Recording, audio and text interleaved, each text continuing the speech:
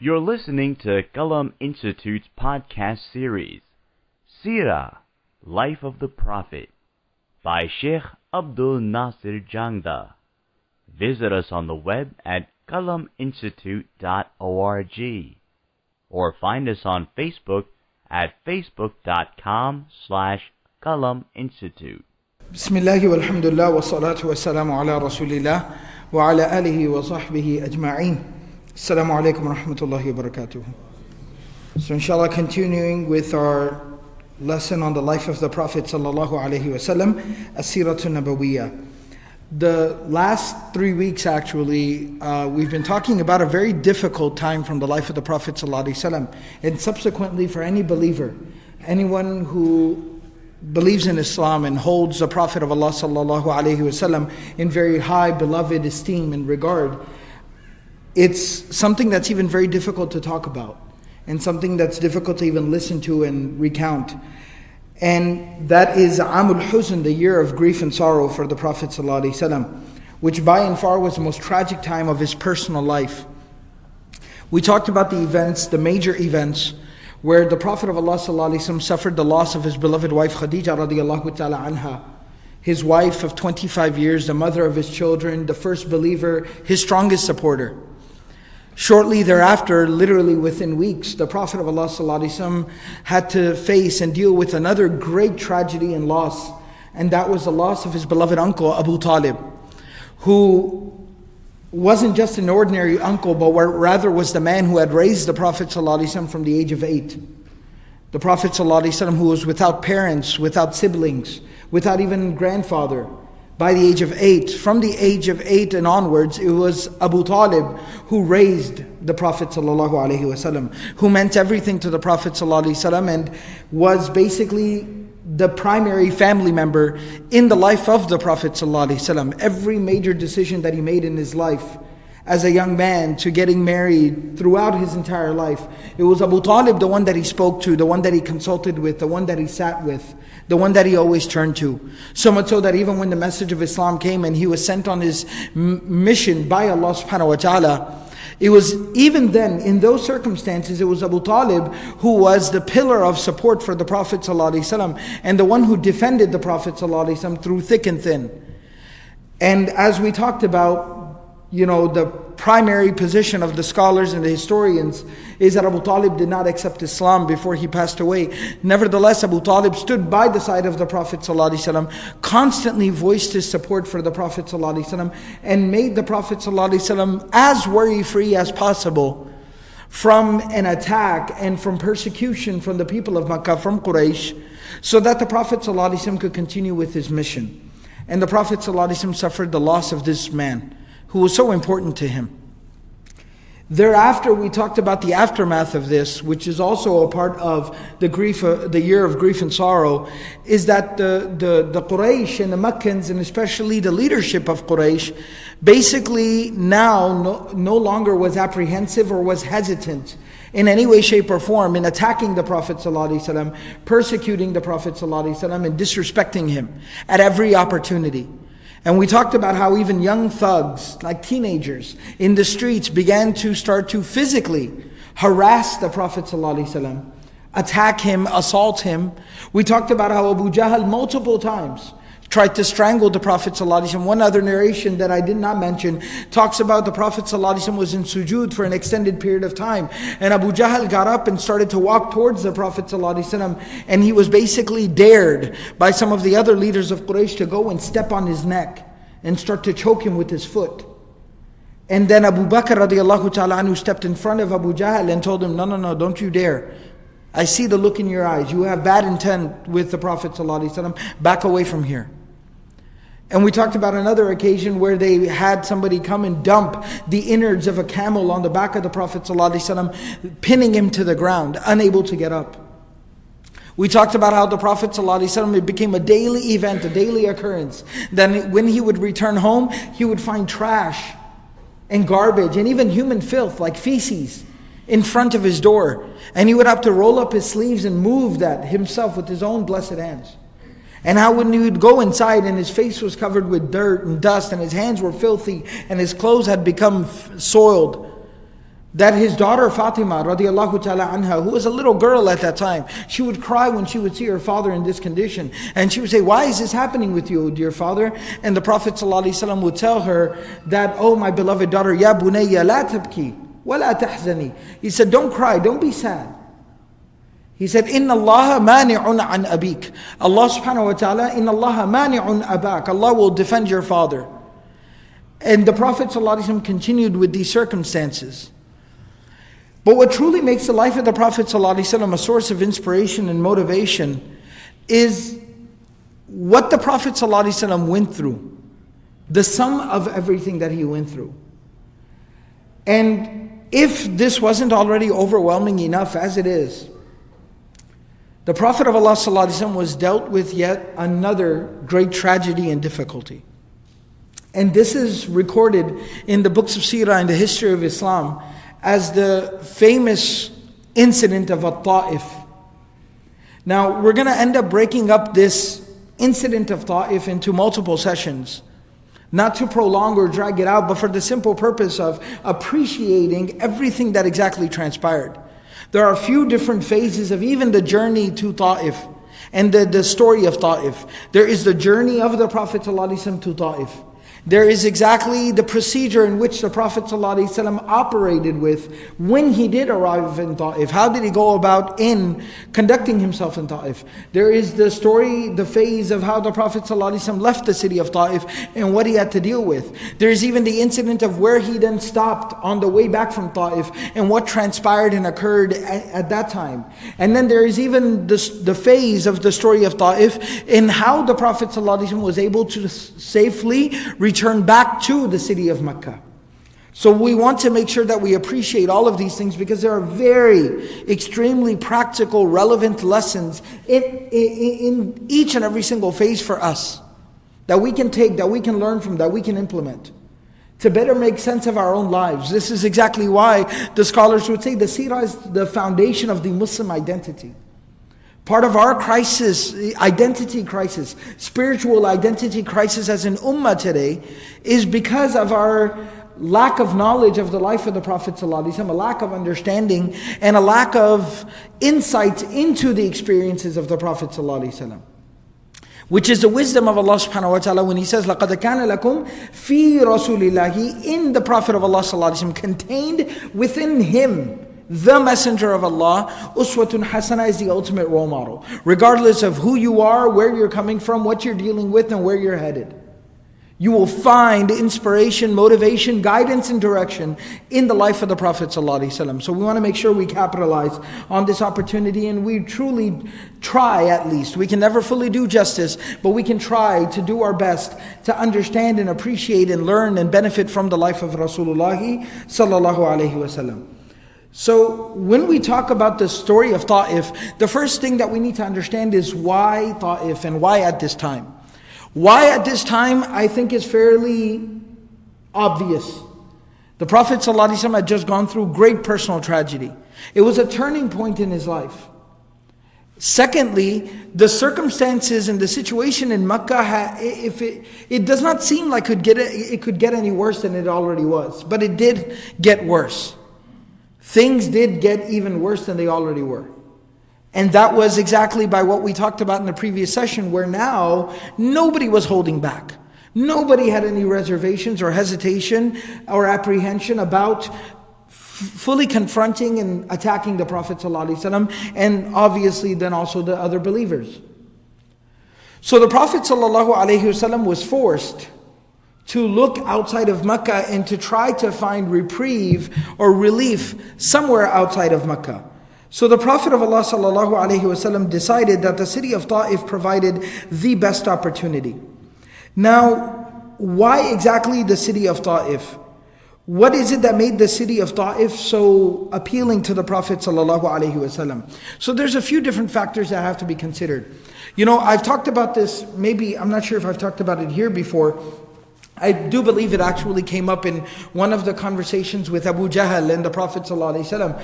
But when we think about Arabia, right now, sitting here today, when we think about Arabia, then we think about the two major cities of Arabia to us today. It's obviously Mecca and Medina. because of religious significance. But historically speaking, the two major cities of Arabia at that time were Mecca and Ta'if. They were the two major cities of Arabia because they were home to the two largest tribes and also most powerful tribes, both in terms of number and political influence. They were home to the two most powerful tribes of Arabia. Mecca was home to Quraysh, obviously. Ta'if was home to Thaqif, Banu Thaqif, the people of Thaqif. These were the two major tribes of Arabia, and that's why the two most influential men in Arabia were also Abu Jahl, or Amr bin Hisham, Abu al-Hakam as the Arabs called him at that time. So it was Abu Jahl in Mecca, and it was Abu Mas'ud al-Thaqafi in Ta'if. So these were the two major cities, home to the two major powers of Arabia, the two major tribes, who were also home to the two most influential political leaders in Arabia at that time. So Ta'if was very, very important, very strategic. The other thing was, even from a religious, the pre-Islamic religious viewpoint, of course, the pagan or shirk perspective, Ta'if was also considered another major location because one of the major idols that the pre-Islamic Arabs worshipped was Allat. Allat was one of the major idols that the pre-Islamic Arabs had worshipped at that time. The home of Allat was, again, a Ta'if. Ta'if was where that idol was housed. And in fact, the people of Ta'if, Ahlul Ta'if, they didn't just simply have Allat, they had basically built a temple for Allat, where Allat was kept.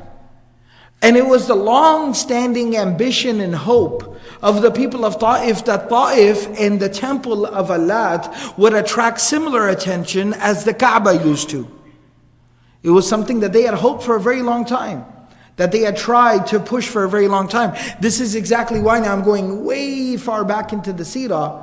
But if somebody wants to go back and refer back to that, you can go back and listen to the year of the elephant, the army of the elephants, Abraha, and the army of the elephants. One of the things that if you go back, maybe you do recall, or from your own studies, or you can go back and listen to the previous recording, the podcast, what you'll find there is that when Abraha was making his way to Mecca, he along the way, actually the people of Ta'if ended up conspiring with Abraha.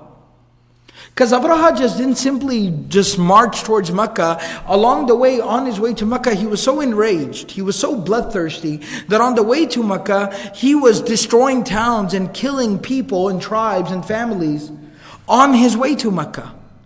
That basically it was a call, you're with us or against us.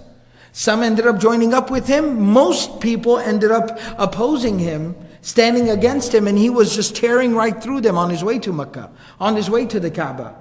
And so when he came across the people of Ta'if, they ended up, out of fear of him similarly just slaughtering them, they ended up entering into a pact with them, and they had an ulterior motive and agenda for this as well.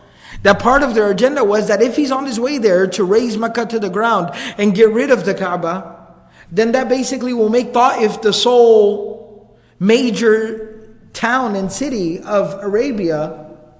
And secondly, it will make the temple of Allat the primary pilgrimage site. And so all of this is a part of the history of the people of Ta'if.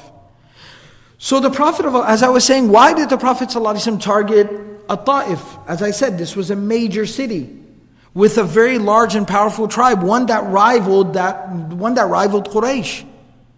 And so the Prophet of Allah ﷺ realized that Ta'if could become a very strategic ally in the preaching and teaching of the message of Islam. Now that Mecca was basically, extremely volatile, and Mecca was very, very dangerous now for the Prophet ﷺ and the believers, that the Prophet ﷺ said, if the people of Ta'if can be convinced, can be talked some sense into, then they, accepting Islam, would obviously boost the number of the believers, would give Muslims a sanctuary, and would make for very strategic allies. So all of these were considerations that the Prophet ﷺ took. These were all factors the Prophet ﷺ took into consideration when heading out towards Ta'if and when looking towards the people of Ta'if and the city of Ta'if. The other thing that should be mentioned here is that the city of Ta'if was also considered a very attractive place And something that we'll learn about later on the journey back from Ta'if, many of even the leaders of Quraysh had homes that were near Ta'if and even in Ta'if, because the weather in Ta'if was a lot better. It was known as a place of gardens and fruits and water, plentiful water. So it was considered a very attractive place. And for many of the leaders of Quraysh, it was considered a vacation home, a summer home. And so there were many, many different factors that made Ta'if a very, very strategic location. And so the Prophet of Allah ﷺ took all this into consideration and decided to head out towards Ta'if. Now the Prophet of Allah ﷺ had very meager, means at this point. So the Prophet ﷺ could not afford some form of transportation. The only person that the Prophet ﷺ took on this journey with him was Zayd ibn Haritha, who was the third believer, as we talked about in our earlier sessions. After Khadija, Ali bin Abi Talib radiallahu ta'ala anhuma, it was Zayd ibn Haritha radiallahu anhu, who was also a servant of the Prophet ﷺ, but was also later on would be the adopted son of the Prophet ﷺ. So Zayd ibn Haritha accompanied the Prophet ﷺ. At this time he was a teenager. He was probably, or at the most maybe in his early 20s. He was in his early 20s because when he accepted Islam he was about 15 years old. So this is about 10 years later. So he was about in his early to mid 20s. So he's a young man. So he accompanies the Prophet ﷺ and they set out. Ta'if is about 70 miles from Makkah, Makkatul Mukarramah. So the Prophet ﷺ made this journey of 70 miles on foot. When we hear 70 miles, we might not think it's a lot. I live in, South Arlington. That's like driving from Arlington to Frisco. So that might not seem like a whole lot, but remember, they're journeying on foot. They're traveling by foot through mountainous regions, in Arabia, through the desert. So it's extremely difficult. The Prophet ﷺ is over the age of 50. He's just gone through a very difficult emotional experience. And it's only two people. It's not like some huge army or some caravan or some large entourage that is traveling with the Prophet ﷺ. It is two very extremely, humbly equipped individuals. They probably didn't have a lot of supplies. They didn't have any means of transportation. They're traveling by foot, all by themselves, and undertaking this journey. So the Prophet of Allah ﷺ, along with Zayd ibn Haritha, they set out and they make their way to Ta'if. Now I want to point out one thing here. A lot of times, and this goes back to a point that I have constantly made throughout our study of the Seerah, whenever we read the Seerah, unfortunately, due to summarizing, the Seerah a lot of times, because the lack of attention span that we have today, a lot of times the Seerah will be presented, the entire life of the Prophet ﷺ will be presented in 100 pages, if that much. So the journey to Ta'if is a page, 2 pages, 3 pages long. Something that needs to be kept in mind, the Prophet ﷺ's journey to Ta'if was 10 days long. It was 10 days. So it's a very significant amount of time. Try to spend 10 days away from your home, from your family. 10 days is a very long time. So there's two different things that the books of Seerah mention. One mentions that he stayed at Ta'if for the entirety of 10 days. Some of the books of Seerah say no, the entire journey was 10 days long. So either it took him a couple of days to make his way to Ta'if. He stayed there for maybe about a week or close to a week, 5-6 days, and then it took him a couple of days on his way back. Wallahu ta'ala alam. But either way, it was a minimum of 10 days, which is a very significant amount of time. So the Prophet ﷺ makes his way to Ta'if. Now when the Prophet ﷺ arrives in Ta'if, how did the Prophet ﷺ go about in conducting himself? This is very important. This shows the prophetic wisdom and the prophetic strategy in terms of introducing yourself to a new community, arriving at a location, engaging with an existing community. How do you go about conducting yourself and doing this?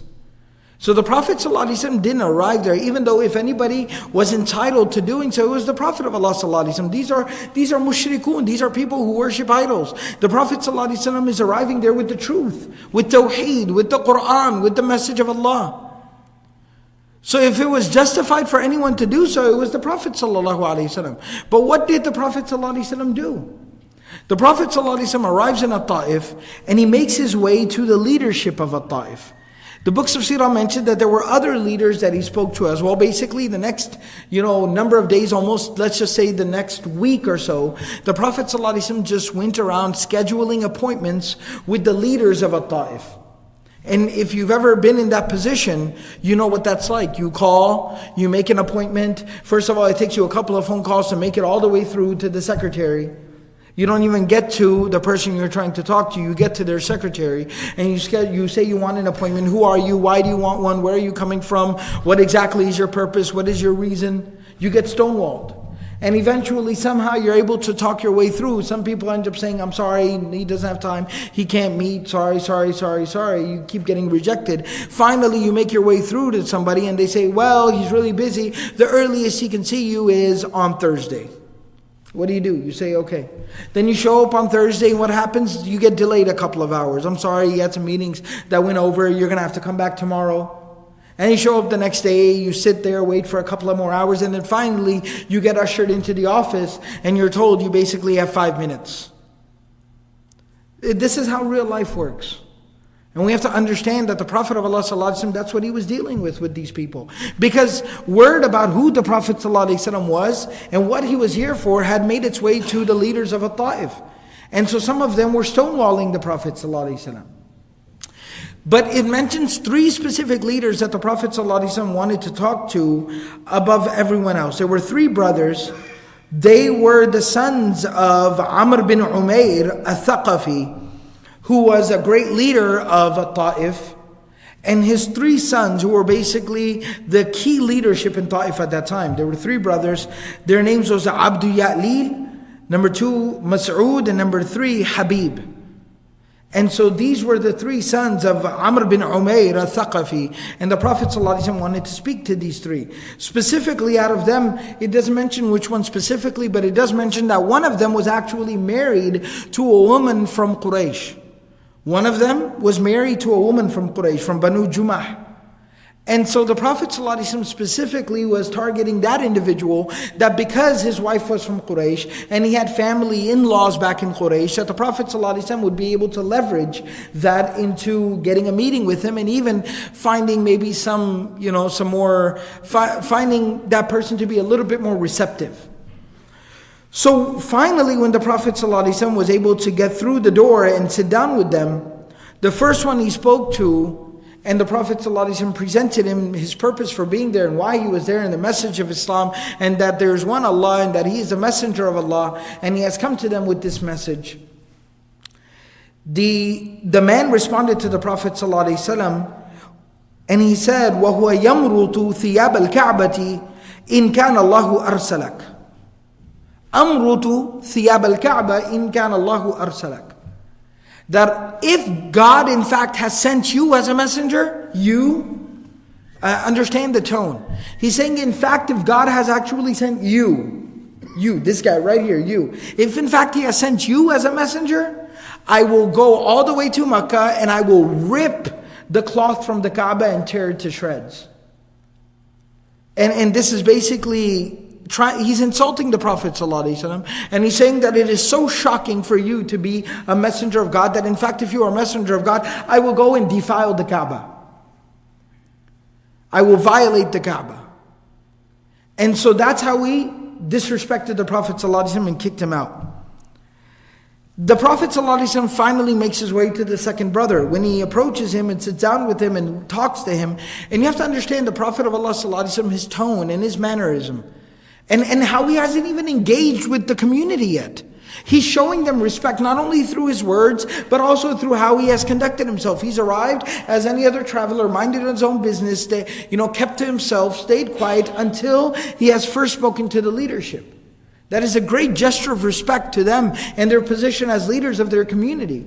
How does this second individual respond to all this courtesy from the Prophet ﷺ? He says, أَمَا وَجَدَ اللَّهُ أَحَدًا أَرْسَلَهُ غَيْرَكَ. أَمَا وَجَدَ اللَّهُ أَحَدًا أَرْسَلَهُ غَيْرَكَ. That did not God find anyone else aside from you that he could have sent as a messenger? Really? You're trying to tell me that you were the only option on the table? He could not find anybody else to send as a messenger aside from you? Really? And insulting and disrespecting the Prophet ﷺ in this way, he again dismisses him.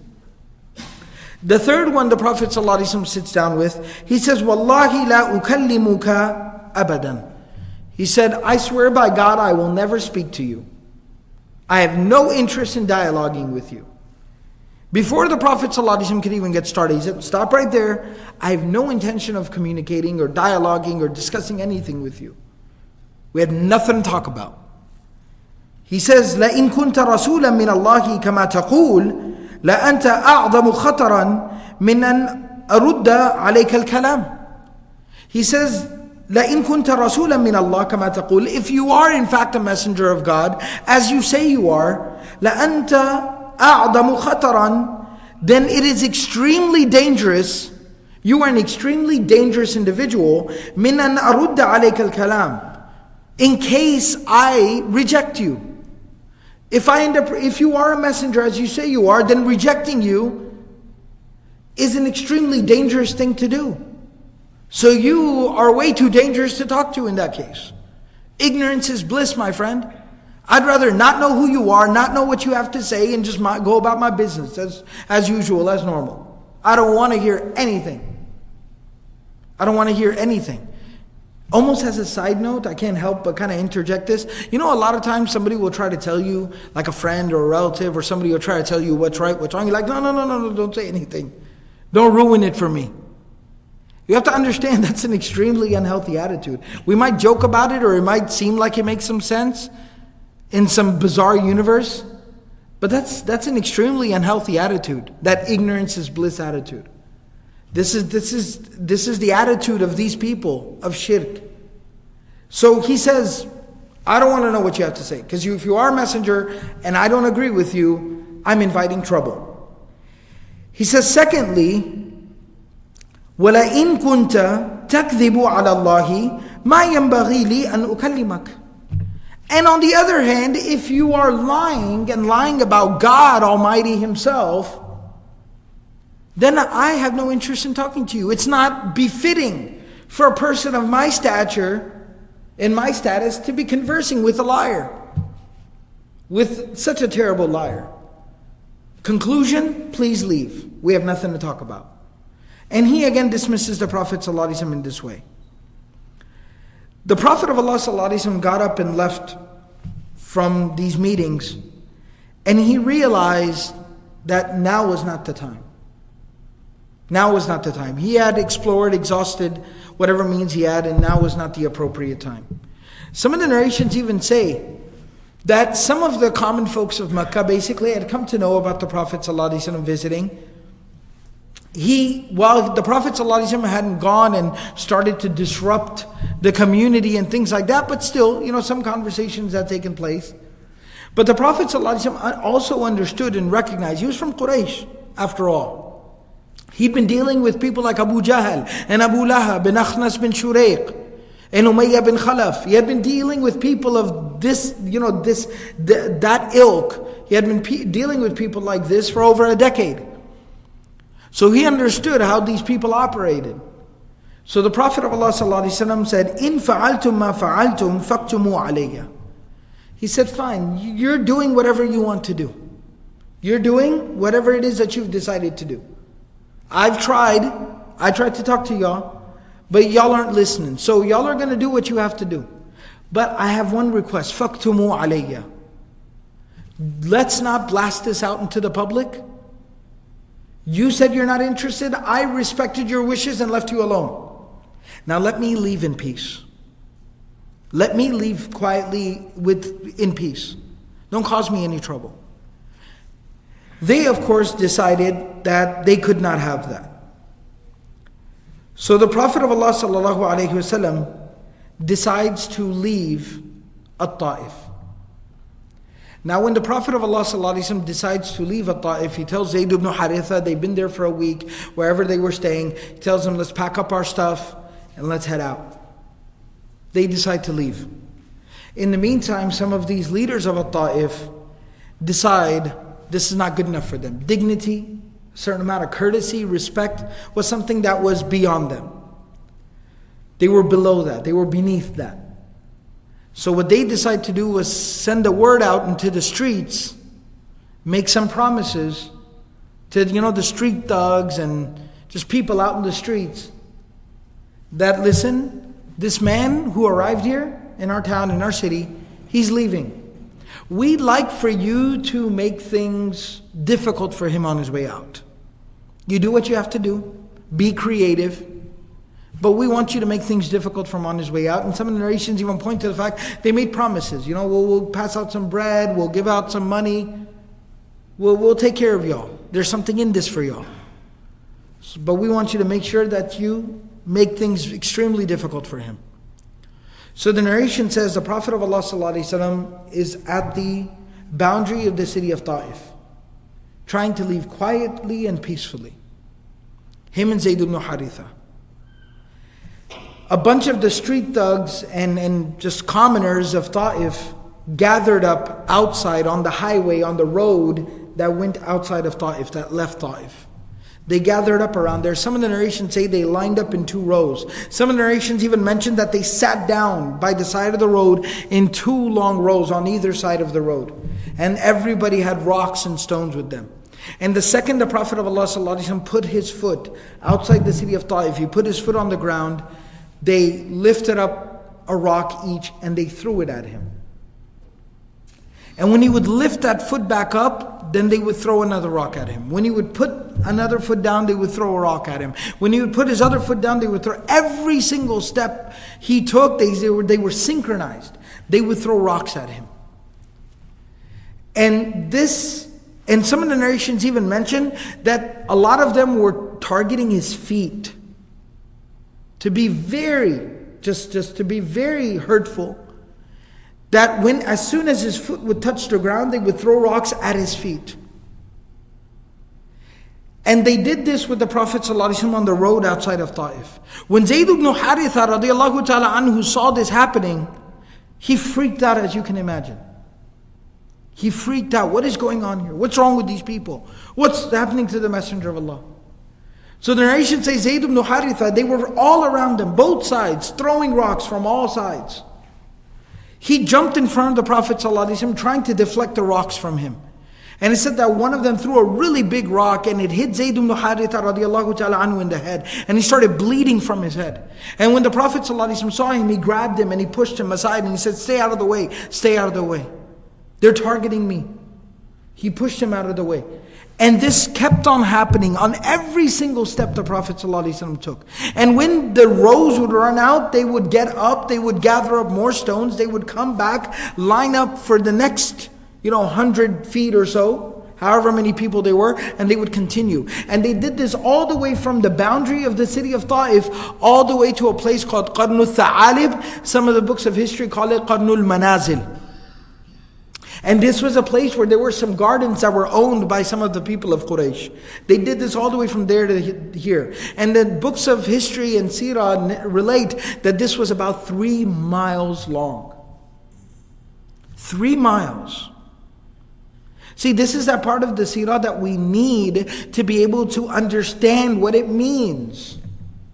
We have to really understand and embrace what it means. I want you to understand what 3 miles is. Imagine walking 3 miles. You're carrying luggage. And then on top of that, there's a deterrent. There's interference. There's interference. People throwing rocks and stones at you. For 3 miles. How long would it take to walk that distance? At least an hour? At least an hour it would take. At the very least, even if you started to walk fast.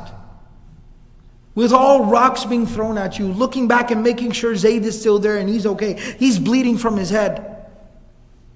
It will take at least an hour. Imagine for an hour, non-stop, every second, getting hit and pelted with stones and rocks.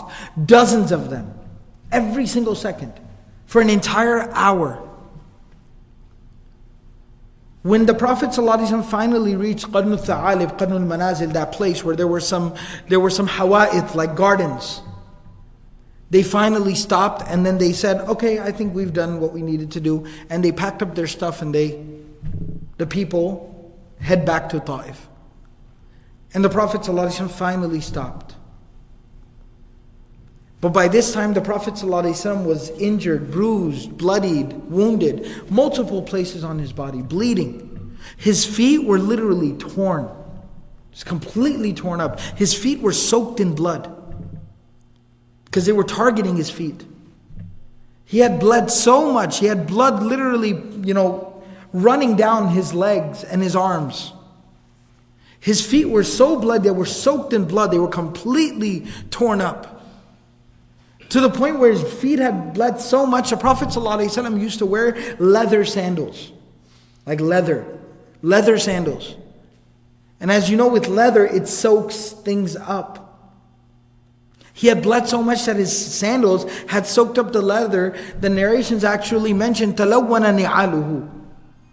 تَلَوَّنَتْ نِعَالُهُ. His shoes had become colored red with blood. بِالدَّمِ. They had gotten colored red with blood. And then blood, when it dries up, it's hard to scrape off and it's hard to remove. The blood had dried up and crusted his sandals to his feet. So that when he did finally sit down, he found a tree and he went under the shade of that tree and he sat down. That the narration says he had to literally peel those sandals off of his feet. He had to scrape and peel and rip them off of his feet. And then the narration mentioned sitting there at that place. Some of the narrations even mentioned that the Prophet ﷺ stood in that condition and prayed 2 rakat. But regardless, the Prophet ﷺ standing there, sitting there under the shade of the tree, the Prophet of Allah ﷺ looked up at the sky. And the Prophet of Allah ﷺ made dua at that moment. This is one of those lessons in dua. When we turn to Allah, why we turn to Allah, how we turn to Allah. The Prophet of Allah ﷺ made dua. And his dua has been related to us in multiple books of Seerah and Hadith. The Prophet of Allah ﷺ said, Allahumma ilayka ashku du'fa quwwati. O Allah, to you alone do I complain of my own weakness. وَقِلَّةَ حِيلَتِي.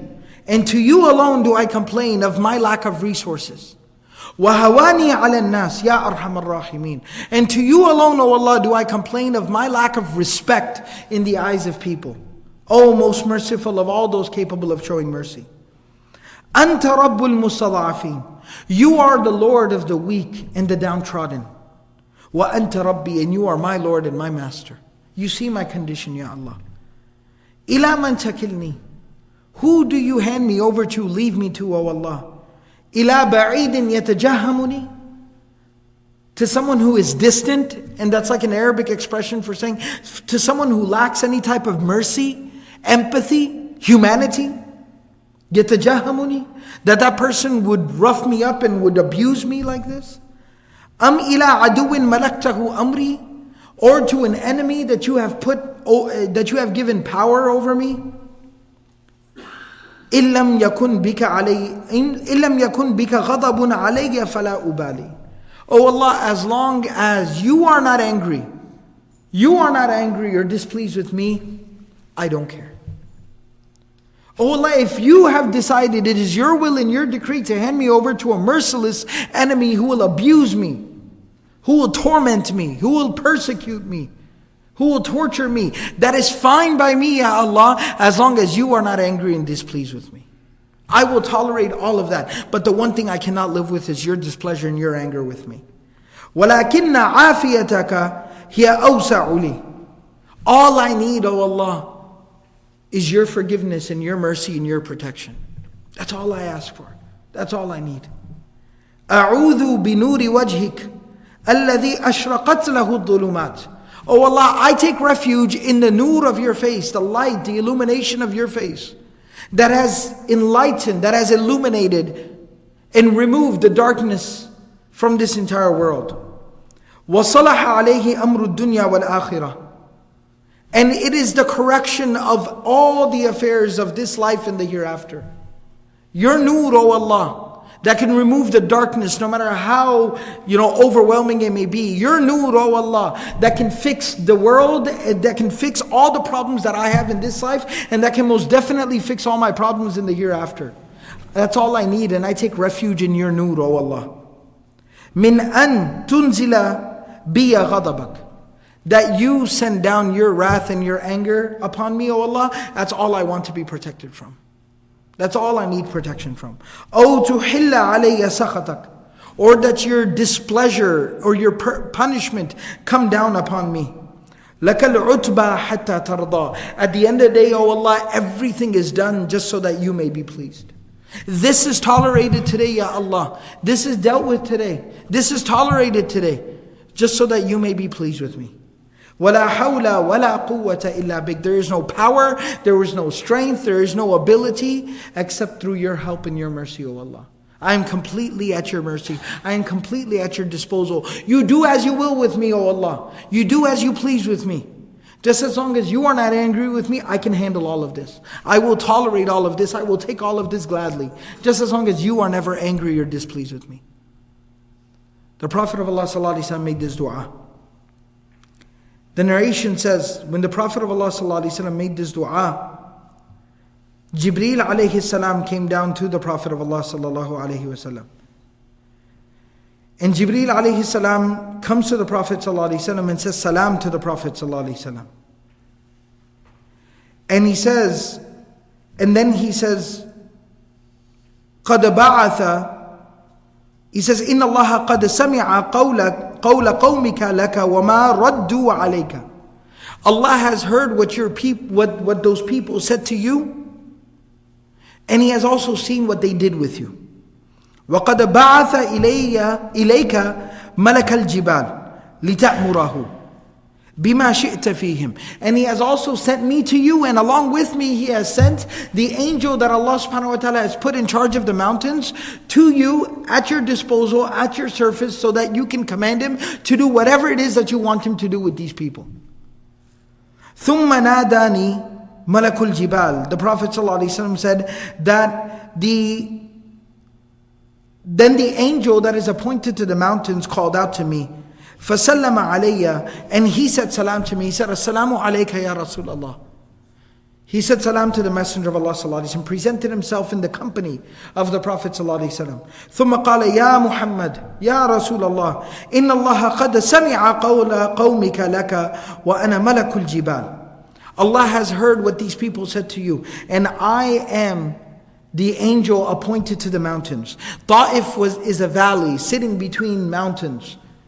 He said, قَدْ بَعَثَنِي رَبُّكَ إِلَيْكَ لِتَأْمُرَنِي بِأَمْرِكَ فَمَا شِئْتَ.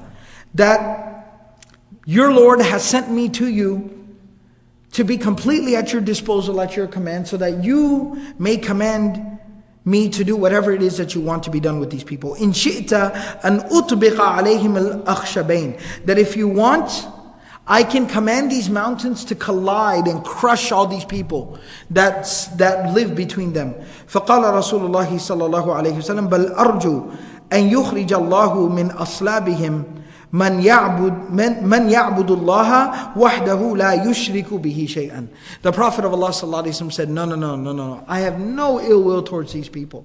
Rather, instead of ordering you to destroy these people, I rather have hope that Allah subhanahu wa ta'ala will bring from these people, He will bring forth generation upon generation, a progeny from these people who will worship Allah alone and will not associate any partners to Allah. This was the dua of the Prophet ﷺ. And this is how the Prophet ﷺ handled the situation at Ta'if and the immediate aftermath of Ta'if, which was this brutal treatment by the people of Ta'if towards the Prophet of Allah ﷺ. That the Prophet of Allah ﷺ, number one, made dua. He turned to Allah. And even what he said in his dua is very relevant. He didn't just say, oh Allah, look what these people did, destroy these people. He said, no, oh Allah, I'm only concerned about one thing, that you're still pleased with me. That you are not angry with me. That you are not displeased with me. That's all that matters to me, Ya Allah. Everything else can be handled with. Everything else can be dealt with. But I cannot deal with your displeasure towards me. And then secondly, when the Prophet ﷺ is presented the opportunity for retribution, for vengeance, for revenge, the Prophet of Allah ﷺ prays for the guidance and the hidayah of these people. We're going to go ahead and stop here because it's getting close to the time of Salat al-Isha. In the following session, what we'll basically talk about is what exactly now occurs with the Prophet of Allah ﷺ. Building off of this, we'll also talk a little bit about, the history of the people of Ta'if in the generations to come. Who came from the people of Ta'if and what was the outcome of the dua of the Prophet of Allah ﷺ. This great display of humility before Allah subhanahu wa ta'ala by the Prophet ﷺ. And we'll also then talk about what exactly now transpires. This place, Qadrul Manazil, Qarn al-Tha'alib, a very amazing, unbelievable event takes place here. And we'll talk about this in the following session as well. One of the primary lessons that I want to point out from this, along with turning to Allah, making dua to Allah, and seeking out the mercy and the love and the forgiveness of Allah subhanahu wa ta'ala, even when dealing with such brutality at the hands of people. Another lesson that we should not forget is how the Prophet ﷺ conducted himself in the city of Ta'if. He respected their protocol. As preposterous as it may have been, he respected their protocol. He went to their leaders. When their leaders said, leave, he said, I will leave. I will not, go to the people and rile them up against you. You similarly don't rile the people up against me. Maintaining peace and order was a core value of the da'wah of the Prophet ﷺ. And it's something we need to be very particular about and pay attention to. May Allah subhanahu wa ta'ala give us all the ability to practice everything that's been said and heard. Subhanallahi wa bihamdihi, subhanakallah wa bihamdik, nashhadu wa la ilaha illa anta, nastaghfiru wa natubu ilayk. As I mentioned in the beginning of the Seerah class, a lot of times I have to end up referencing earlier events and occurrences in the Seerah. Remember that you can go to the website, qalaminstitute.org/podcast, and there you can access all the previous Seerah sessions. And in fact, I encourage everyone to review that so that we are making sure that we're building on and benefiting from the life of the Prophet ﷺ. Assalamu alaikum wa rahmatullah.